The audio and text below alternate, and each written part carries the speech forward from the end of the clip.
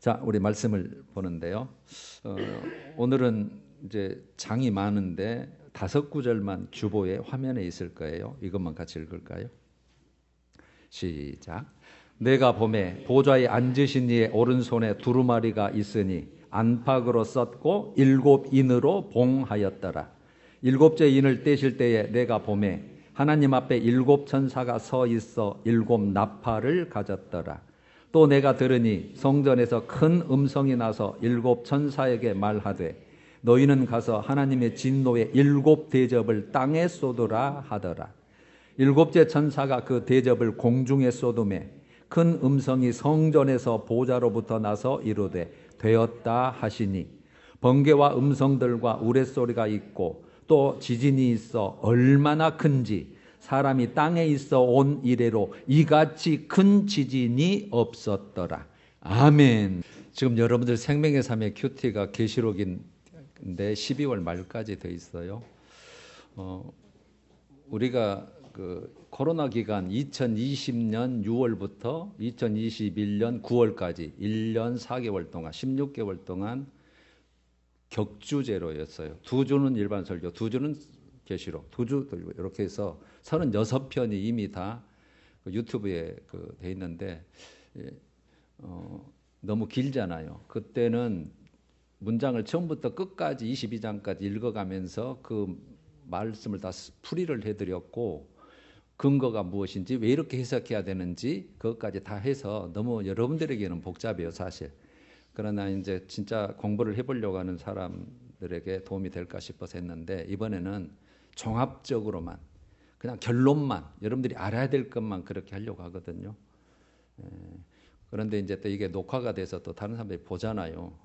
그래서 이제 조금만 오해는 사지 않아야 되니까 왜 그렇게 해석하는데 라고 한다면 이것 때문에 그 한 가지만 딱딱 집어서 그냥 넘어가려고 해요. 그래서 오늘 내용도 사실 10분이면 여러분들은 충분히 해요. 다 간단해요. 그냥 7인, 7나팔, 7대접 이렇게 됐는데 뭐 이 7인은 뭐고 7나팔은 무슨 내용이고 대접은 무슨 내용이다라고만 딱 하면 그렇구나라고 하는 말로 여러분들에게는 충분해요.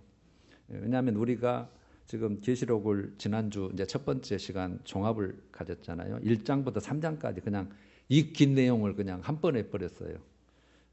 이걸 자세한 건 이제 그때 찾아보시면 돼요. 그래서 1장 1절 예수 그리스도의 계시라. 제목은 요한계시록이지만 사실은 예수 그리스도의 계시예요. 요한이 그것을 받았기 때문에 그 이름을 쓴 것뿐이죠. 그래서 계시록은 마지막 때의 인류의 구원, 이제 우리에게 이게 해당이 돼야 돼요. 우리를 어떻게 살아있을 때 예수님이 오신다면, 우리가 지금 살아있을 때 만약 오신다면 진짜 이거는 복 중의 복이고 최대의 이건 말할 수 없는 복이 이루어지는 사건들이 이제 나와 있고 그래서 기다리는 것이거든요. 그런데 나머지 잘못 못 믿거나 세상 사람들은 심판이에요. 멸망 심판. 그래서 무서운 것이어서 알아야 되고 그 다음에 예수님 재림 전에 어떤 징조와 어떤 사건이 있을 것이냐 그 다음에 예수님 이후에 어떤 세계가 벌어질 거냐가 계시록에 나와 있고 그래서 우리는 무엇을 알아야 되고 어떻게 준비해야 되느냐가 목적입니다. 그래서 오늘은 뭘 알아야 되냐가 핵심이고 이렇게 준비해야 되고 내가 해야 되겠구나. 근데 나 살아있을 때 안 와. 그런다고 해서 관련 없는 게 아니고 이만큼 우리가 예수님 앞에 서기까지 이런 믿음이 필요하는구나. 그래서 시대가 2000년이 흘렀지만 어느 시대에 살건 어떤 때든 항상 이런 자세와 마음가짐으로 정말 믿어야 되겠구나라는 것이 우리가 필요한 거예요. 그것 때문에 준 것이니까. 그래서 핵심은 1장 3절이었죠. 이 예언의 말씀을 읽는 자, 듣는 자, 그 가운데 기록한 것을 지키는 자들이 복이 있어요. 성경은 지키라고 주신 거예요. 지키는 자들이 복이 있어요. 꼭 지켜야 돼요. 그래서 우리가 어떻게 지킬 거냐. 그 다음에 이제 7교회에서 쭉 나왔는데 공통 특징이 있었죠. 내가 아노니 하나님이 모든 것을 알고 계셔요. 지금도 마찬가지예요. 제 속사정과 여러분들 속사정과 뭘 원하는지 동기가 뭔지 마음속에 생각이 뭔지 그 2장 23절에 나와 있었잖아요. 나는 사람의 뜻과 마음을 살피는 자인 줄 알지라. 사람의 생각과 모든 그 뜻, 마음, 중심까지 다 아시는 분이에요. 그래서 우리가 속일 수가 없어요. 그래서 내가 너희 각 사람의 행위대로 갚아준다 이렇게 하셨는데 모든 걸 다 알고 계신다가 첫 번째 특징이었고, 두 번째는 칭찬이 있지만 우리 칭찬 항상 감사로 돌리고 은혜고, 그 다음에 책망이 항상 들어있는 거예요. 책망, 그것이 고쳐져야 이기는 자가 되기 때문에 그러는 거예요. 그러니까 우리는 항상 부족한 부분을 찾아서 채워 넣어야 될, 자라가야 될 그런 사람들이에요. 그래서 책망이 있으면 반드시 권고가 있겠죠. 너는 이렇게, 이게 잘못되어 있는데 이렇게 돼야 된다. 그래서 회개를 꼭 이제 요구를 하시고, 그 다음에 세 번째는 귀 있는 자는, 여러분들 꼭 귀 있는 자 되셔야 돼요.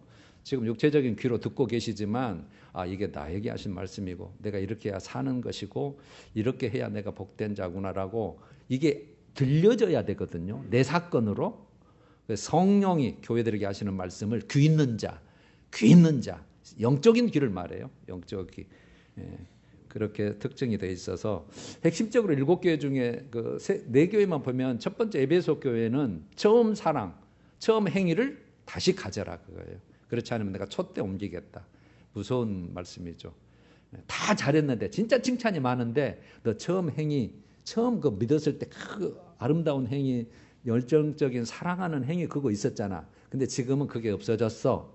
그거요. 그거 가져라는 것이고, 그 다음에 버가모 교회는 세속적인 신앙을 굉장히 경계하셔요. 재물을, 여러분 지금 하나님보다 재물을 사랑한다면 이거에 들어가는 것이고, 그 다음에 하나님보다 육적인 삶이 꼭 앞서 있다면, 그래서 제가 예배가 가장 중요하다 그래서 항상 그걸 우리가 육적이 아니고 나는 하나님을 사랑해요 라는 것을 보여주는 게 예배밖에는 없어요. 우리는 공동체적으로.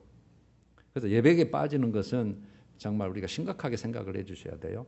그러나 어디든지 그 자리에서 예배 자리가 되면 되는 거예요.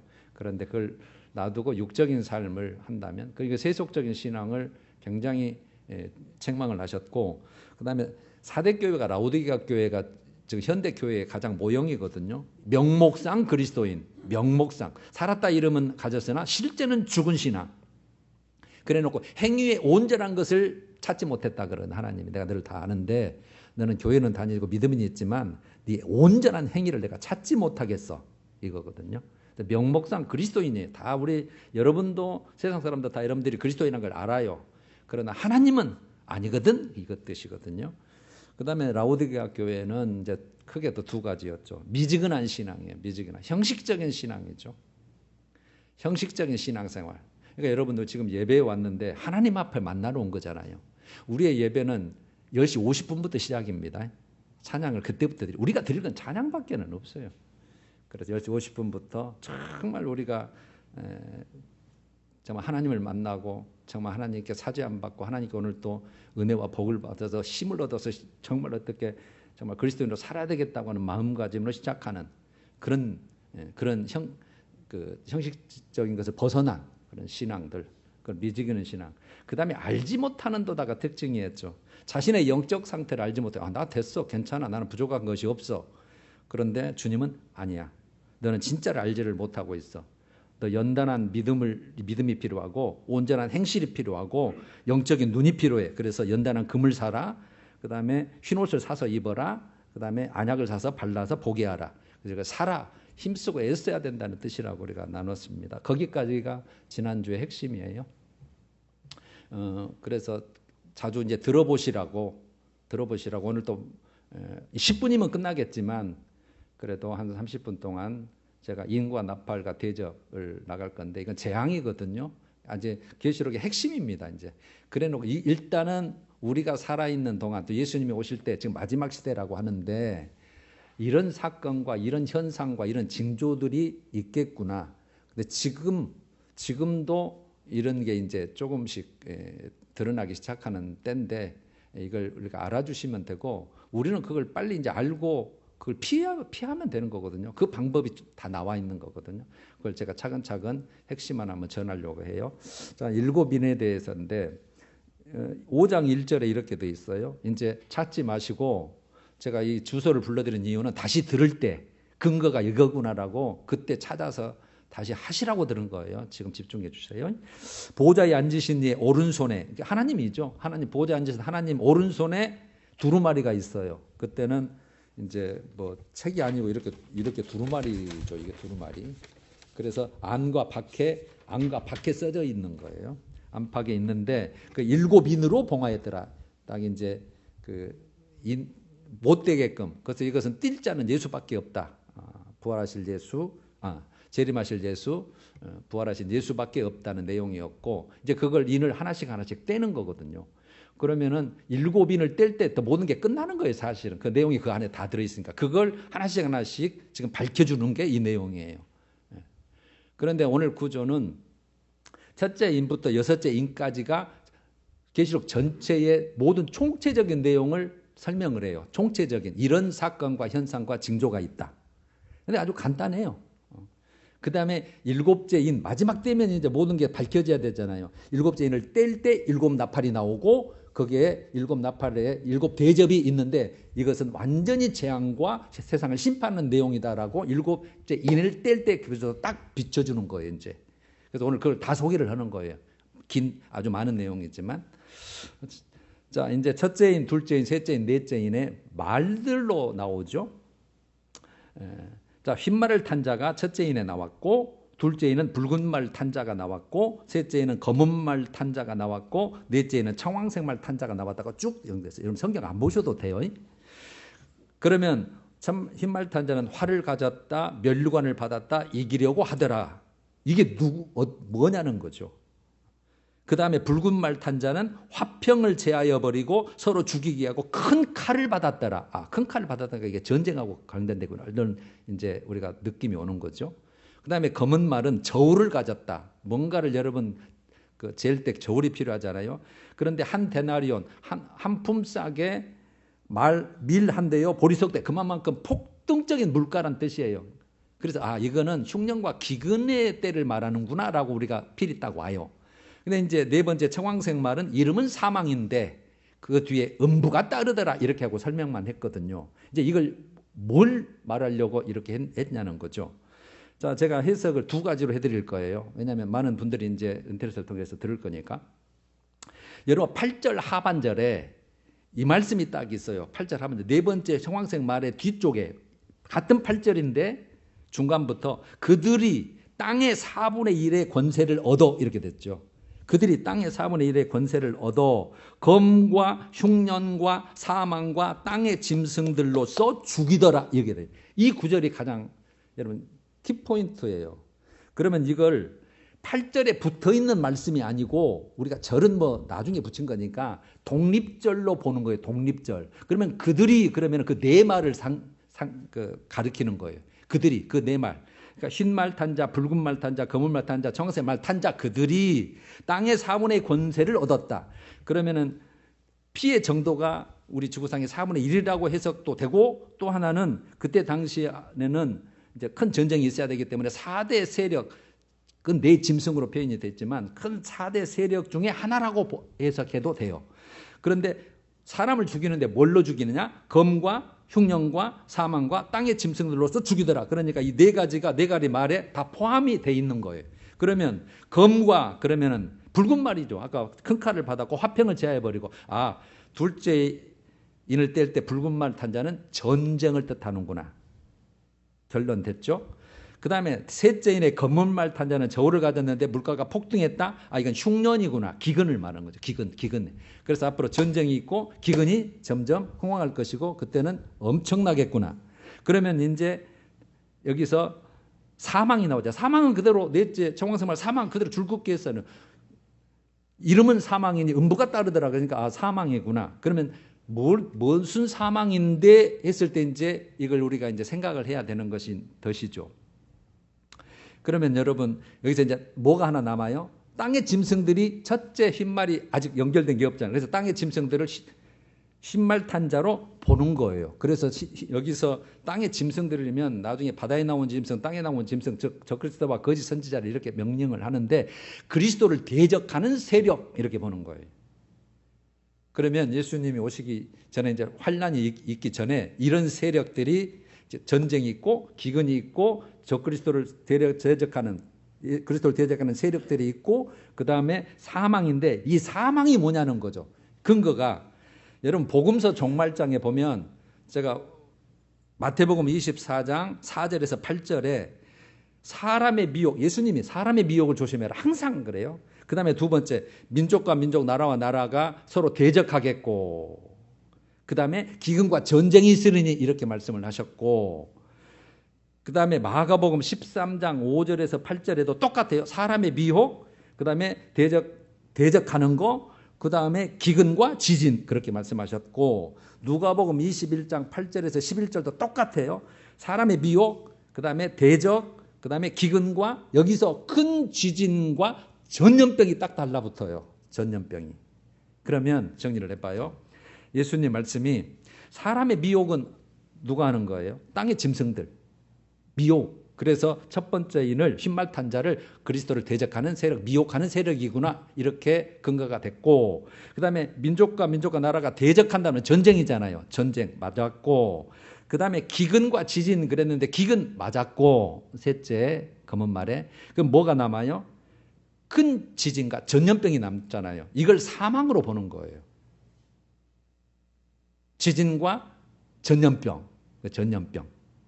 그러면 이게 에스겔서 14장 21절에도 똑같은 말씀이 나와요. 내가 하나님이죠. 나의 네 가지 중한벌, 내가 벌을 내릴 때 이걸 쓰겠다. 중한벌, 곧 칼과 기근과 사나운 짐승과 전염병을 예루살렘에 함께 내려 사람과 짐승을 그 중에서 끊으리니. 똑같죠. 칼 전쟁이죠. 기근이죠. 흉년. 사나운 짐승 아까 대적하는 세력이죠. 전염병.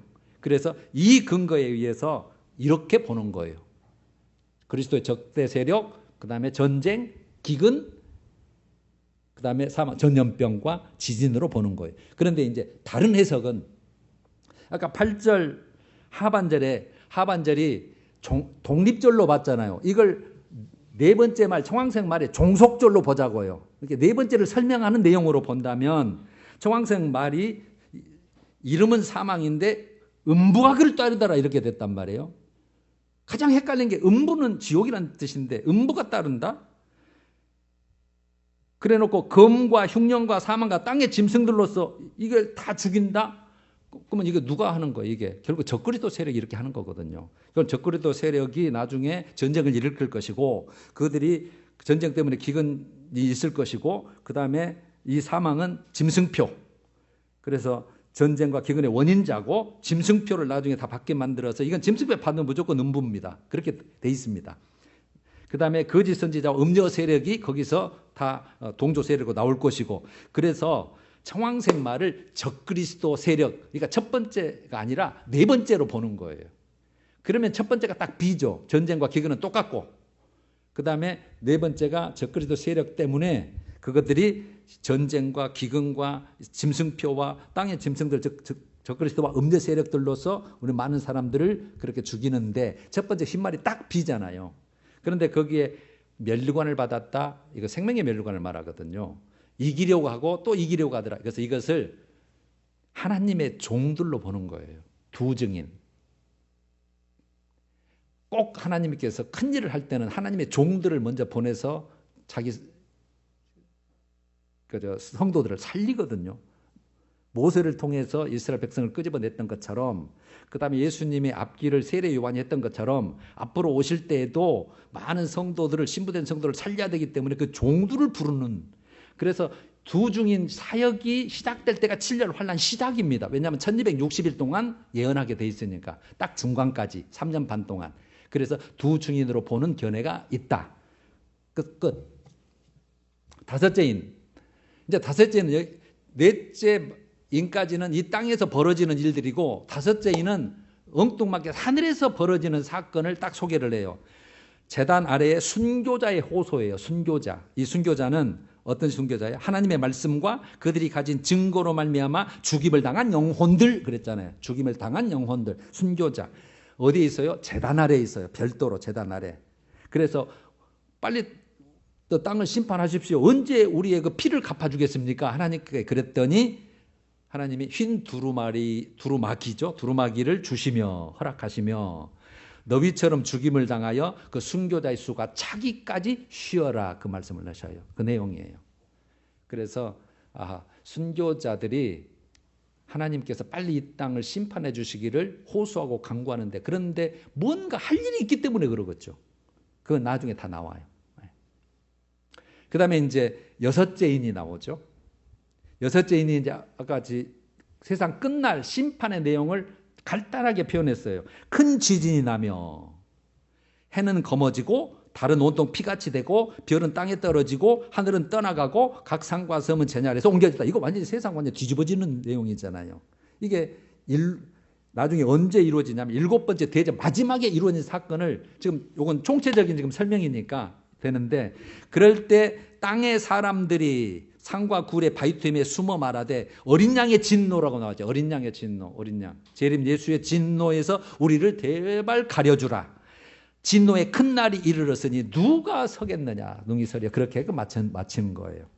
그러니까 요거는 진노의 큰 날 보시면 돼요. 그러니까 총체적인 설명이라고 했잖아요. 자, 내 말까지는 이런 현상이 있고 두 증인이 준비될 것이고 그 다음에 전쟁과 기근이 있을 것이고 적그리도 세력과 전염병이 있을 것인데 그 다음에 한편 하늘에서는 순교자가 호소하고 있고 그 다음에 마지막 때는 진노의 하나님의 큰 날로 말미암아 이것이 포도송이 추수라고 해가지고 14장 17절에서 20절에 나오고 큰 바벨론의 멸망이라 해가지고 18장에 자세히 나와요. 그걸 다시 다룰 거예요.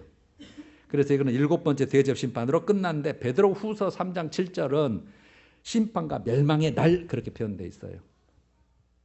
자, 그러면 이제 일곱째 인 남았죠. 자, 일곱째 인을 큰 떼실 때에 8장 1, 2절에 들어야 되죠.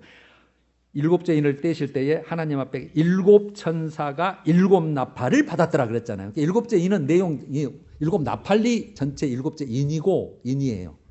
그래서 이제 일곱 나팔로 들어가는 거예요. 자, 그럼 인은 정리됐죠? 총체적인 건데 거기에 네 번째 말까지 나오는데 적그리스도 세력이 나오고 전쟁과 기근과 그 다음에 전염병이 창궐할 것이고 거기에 하나 추가가 된다면 두 증인 하나님이 쓰이는 종들 살리는 종들이 하나님께서 택하셔서 그때 시작이 된다. 한편 하늘에서는 순교자들이 호소했다. 빨리 심판을 해주세요. 그래서 이제 그 여섯째인 마지막 때 하나님께서 큰 지진을 통해서 다 세상을 뒤집어 엎는 그렇게 것으로 일단은 설명이 끝난 거예요. 그 다음에 이제 구체적으로 본격적이고 구체적으로 시간별로 딱 정리된 게 나팔이에요. 그래서 나팔이 제일 중요해요. 자, 나팔을 봅니다.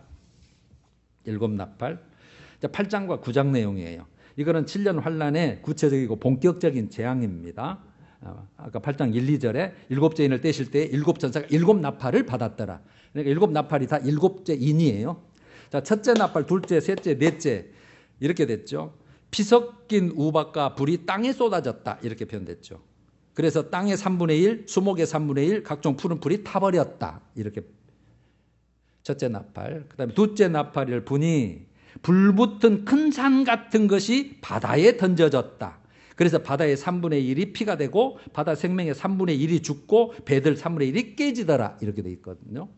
그 다음에 세 번째 나팔을 보니 햇불같이 타는 큰 별이 하늘에서 강과 물샘에 떨어졌는데 그 이름은 쓴쑥이라 이렇게 되어 있고 그 결과로 물의 3분의 1이 쓴물이 되매 많은 사람들이 죽더라 이렇게 됐고 넷째 나팔은 해와 달과 별이 타격을 받아 3분의 1이 어두워졌다.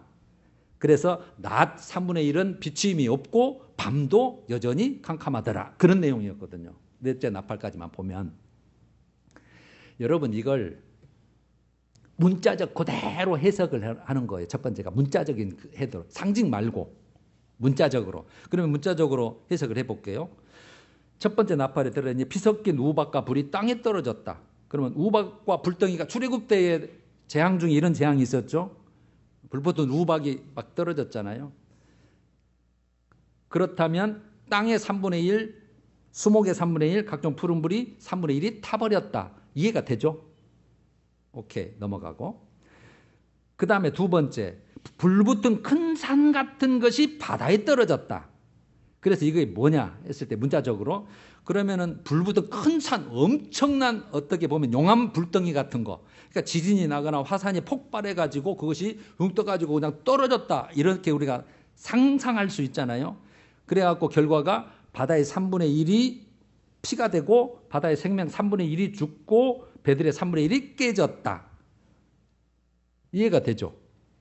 세 번째 나팔, 횃불같이 타는 큰 별이 하늘에서 떨어졌네요.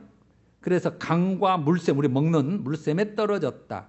이거 그러면 뭐냐? 하늘에서 떨어졌다는데. 그러면 유성에서 떨어진 것밖에 없겠다. 그래서 유독성 물질을 가진 유성들이 떨어져서 이제 결국은 우리가 물이 쓴물이 되매 3분의 1이 쓴물이 되매 많은 사람이 죽었다. 이해가 되죠? 넷째 나팔도요. 해와 달과 별이 타격을 받았어요.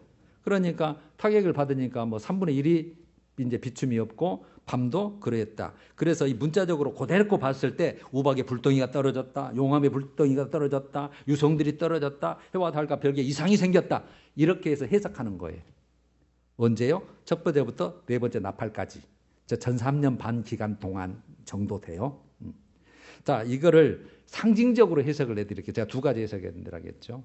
대체적으로 이렇게 하면 큰 이제 오해는 없지만, 왜냐면 그렇게 돼 있으니까 문자가. 자, 요거를 피섞인 우박과 불을 환란과 재앙을 재앙을 상징하는, 환란과 재앙을 상징하는 세력으로 보는 거예요. 그래서 이걸 적그리스도 세력을 보는 거예요. 적그리스도 세력. 그래서 그 결과로 땅과 3분의 1, 수목 3분의 1, 푸른 풀이 펴졌는데 언제 그러냐면 이건 여러분 이제 여섯째 나팔의 유브라데 전쟁 3차 대전이 터지거든요. 그 결과를 미리 설명한 거다. 그 다음에 둘째 나팔도 마찬가지로. 그럼 불붙은 큰 산은 되게 나라를 산으로 표현을 하는데 적그리스도의 배경인 환란을 일으키는 세력인 나라, 아까 땅이 네 세력이 있다고 했잖아요. 네 짐승 중에 가장 쌓아놓은 짐승 세력. 그가 열불나라 세력이라고 표현이 돼요. 열불나라 세력이 결국은 적그리스도 세력이 거기에서 나오고 이것들이 있어서 전쟁을 일으키고 사람을 핍박하는데 결국은 이것들이 바다의 3분의 1이 피가 되고 바다의 생명의 3분의 1이 죽고 배들 모든 교통수단들이 다 3분의 1이 다 깨졌다. 이렇게 해석하는 거예요.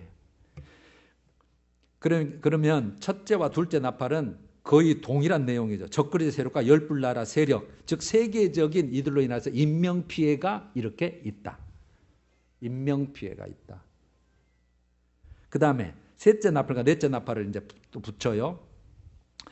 여기서 횃불까지 타는 큰 별, 하늘에서 떨어졌다. 이걸 뭘로 보냐면 하늘 전쟁에서 쫓겨난 사탄으로 보는 거예요. 이게 근거가 12장 7절에서 9절. 하늘 전쟁에서 사탄 마귀가 미가엘에게 져서 이 땅에 쫓기거든요. 그러니까 사탄이 이 땅으로 내려오는 거예요. 이제 대장이. 그래서 이 대장이 내려오니까 이 사탄이 적그리스도를 돕는 세속적이고 비진리 신앙으로 이 악한 사상을 이 세상에 완전히 퍼뜨려 버려요. 사탄이. 그래서 물이 쓴물이 됐다. 이거는 비진리 사상.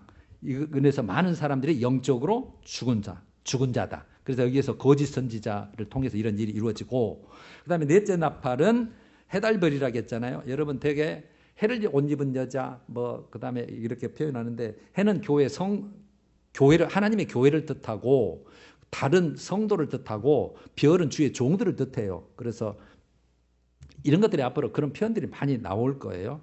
그래서 이들이 영적 타락으로 음료교회화 되었다. 음료교회. 12장 4절에 그 꼬리가 용의 꼬리, 마귀의 꼬리예요. 용의 꼬리가 하늘의 별 3분의 1을 끌어다가 땅에 던졌다. 주의 종들을 3분의 1을 타락시킨 거예요. 그래서 낮은 3분의 1은 비춤이 없다 말은 낮은 빛된 교회가 3분의 1 정도가 타락해서 주의 종들도 타락해서 영적인 어떤 그런 생명이 없고, 밤은 어두운 세상을 뜻하는, 어두운 세상은 여전히 그렇고, 이런 뜻으로. 그래서 셋째와 넷째 나팔을 영적인 흑암 재앙으로 보는 거예요. 그러니까 첫째와 둘째는 적그리스도와 그 뒷받침하는 열불나라 세력 때문에 일어나는 전쟁과 이런 것 때문에 세계적인 인명피해를 말하고, 셋째와 넷째는 영적 흑암 재앙, 즉 여기에 나오는 거짓 선지자와 음료교회와 사탄이 이 땅에 내려와서 완전히 그 악한 사상을로 문들리는 그런 것. 그러면 첫째, 둘째, 셋째, 넷째는 이제 해석이 됐죠? 제가 두 가지로 해석을 했습니다. 이걸 여러분 첫 번째 들어서 뭐야 그렇겠지만 여러 번 들어보시고 마지막에 제가 계속 정리를 다 또 내용이 나오냐고 해드릴 거예요. 자, 이제 문제는 다섯째, 여섯째, 일곱째 나팔이에요. 이게 이제 어떻게 돼 있냐면 8장 13절에 성경을 보셔도 돼요. 순간. 땅에 사는 자들에게 화가 있으리니 이는 세 천사들이 부려야 할 나팔 소리가 남아있음이라. 진짜 이게 이제 화예요. 재앙이에요. 다섯째 나팔, 여섯째 나팔, 일곱째 나팔. 자, 다섯째 나팔은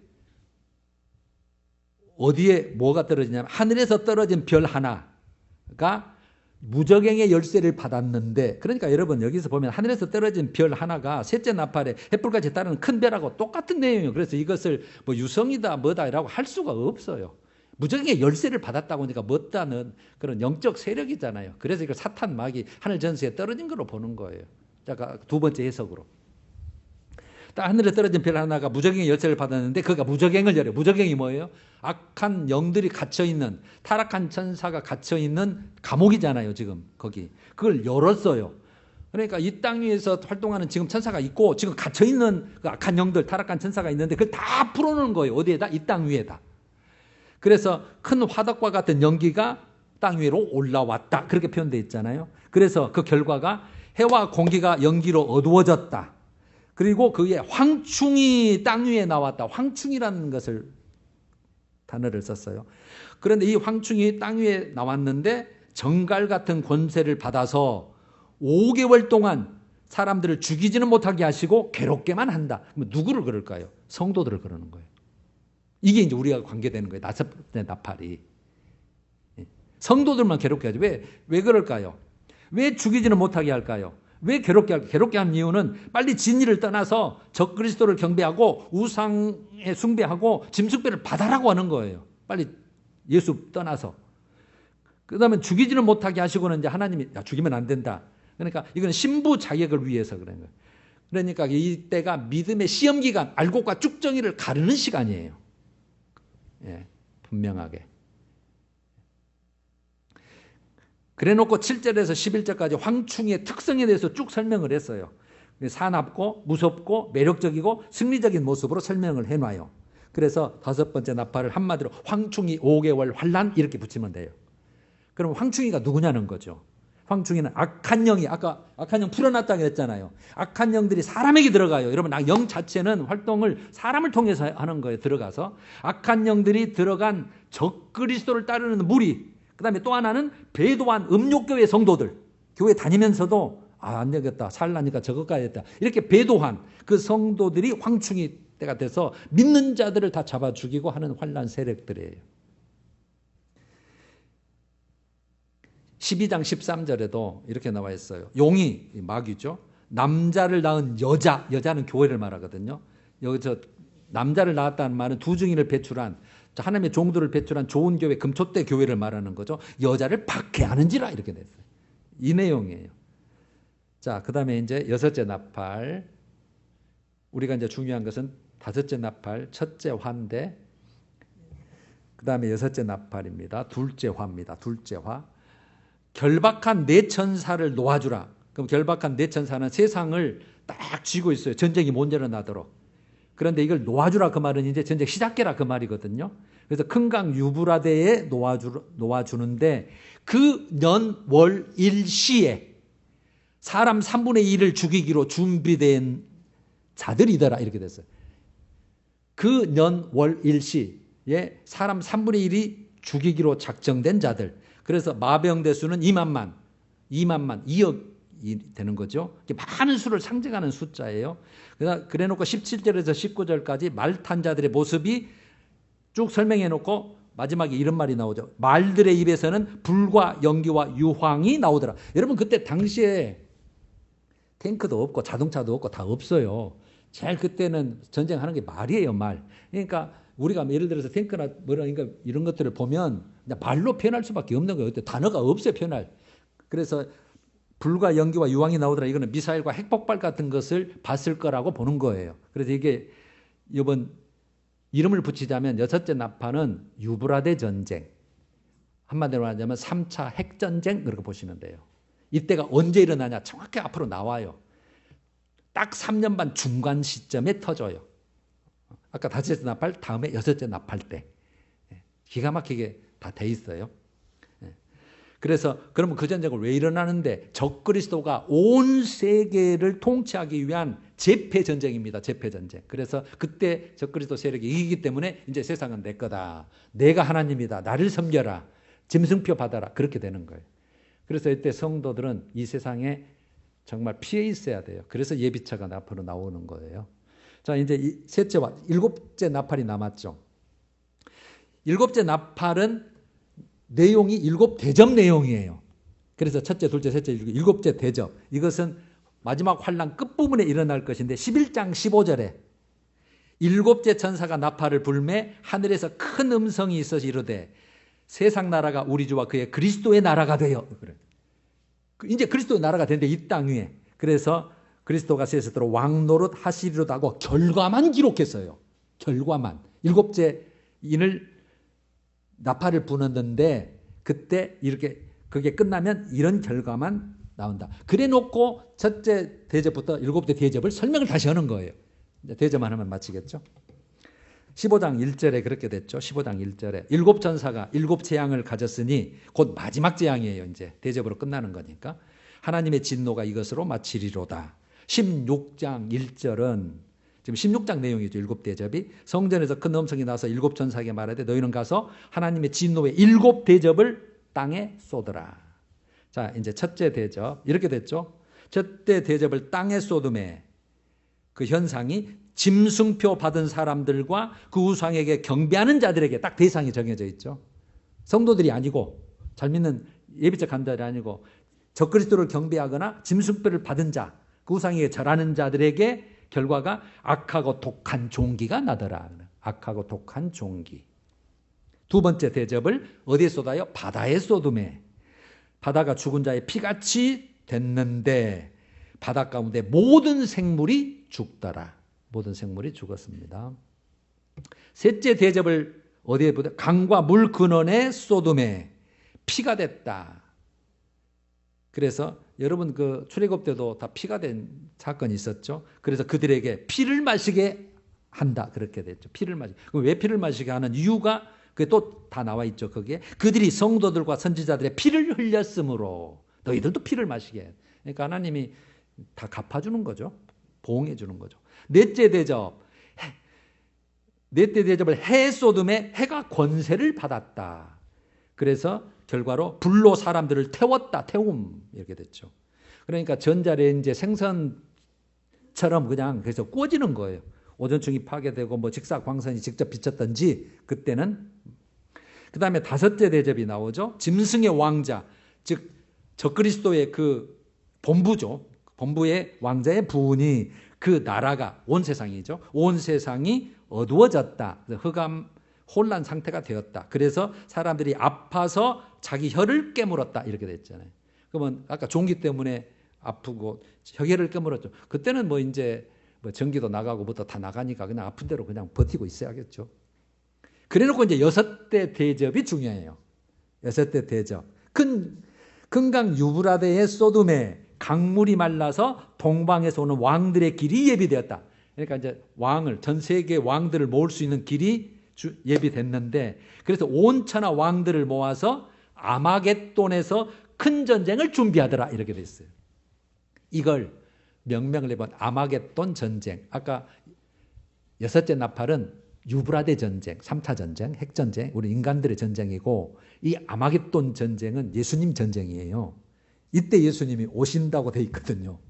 16장 15절에 지금 16장 하고 있는 거죠. 지금 여섯째 대접에 딱 그 중간에 보라 내가 도둑같이 오리니 누구든지 깨어 자기 옷을 지켜 벌거벗고 다니지 아니하며 자기의 부끄러움을 보이지 아니하는 자는 복이 있도다. 이 한 절이 그게 쏙 들어가 있어요. 물론 19장에 예수님 재림을 자세히 또 설명은 해요. 어떤 전쟁을 일어났고 싸움의 대상이 누구고 그들의 회유가 어떤 건지를 다시 자세히 설명하지만 이 여섯째 대접을 설명하면서 거기에 딱 한 절이 들어가서 이때 온다라는 것이 딱 들어가 있어요.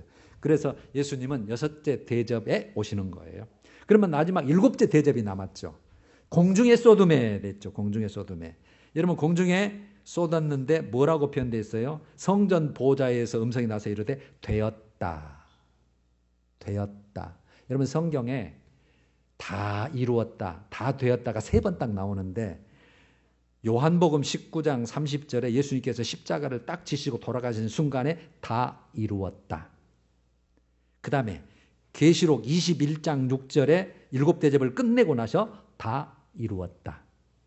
여기서도 다시 나오는 거죠. 다 되었다. 다자가 빠져있지만 되었다. 그래 놓고 뭐가 일어나요? 큰 지진. 아까 여섯째 인에서 큰 지진으로 쭉 설명이 됐잖아요.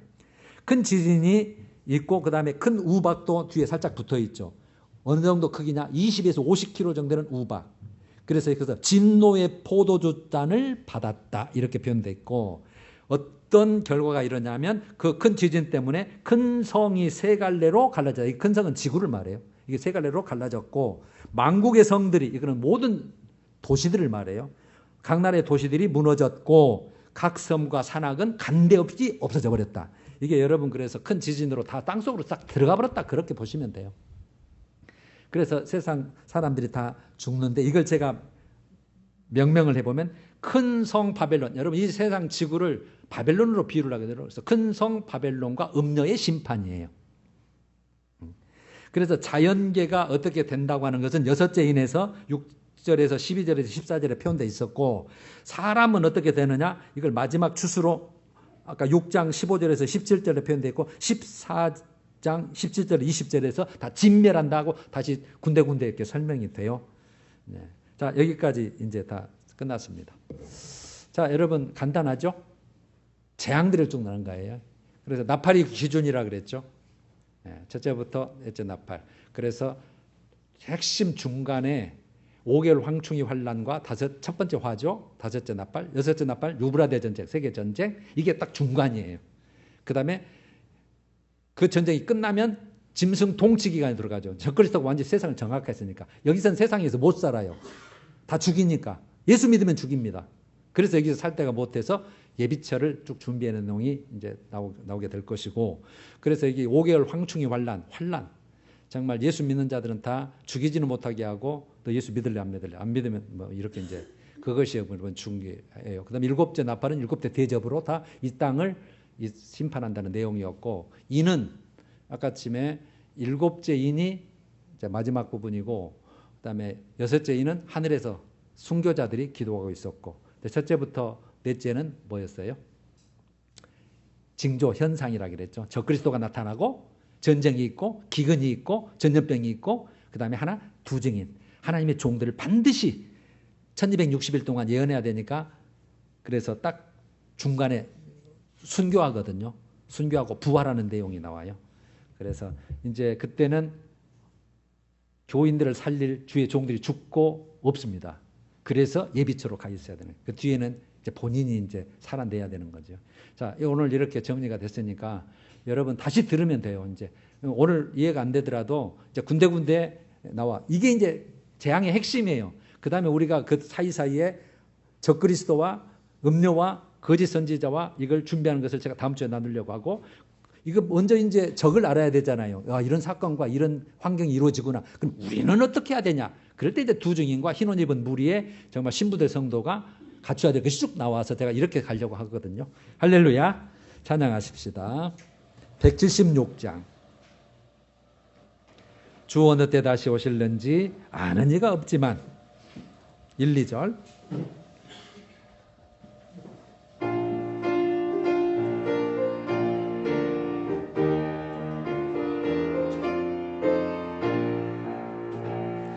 주 어느 때 다시 오실는지 아는 이가 없으니,